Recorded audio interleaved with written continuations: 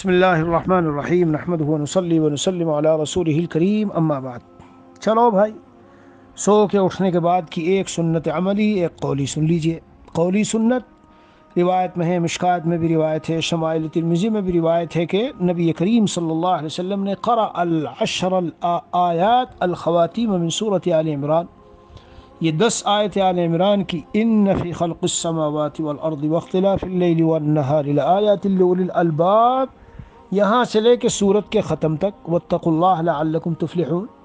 بعض روایتوں میں صرف اتنا بھی آیا ہے کہ ربنا ما خلقتن، یعنی نبی علیہ الصلاۃ والسلام بیدار ہوئے، رات آدھی گزر چکی تھی یا اس سے بھی کم۔ بعض روایتوں میں ہے کہ آخر کا تہائی حصہ تھا، تو اسی سے عملی سنت سمجھ لیجئے کہ کم از کم اگر آدھی رات نہیں 2/3 رات کے بعد جب 1/3 رہ جائے تو اٹھ جاؤ۔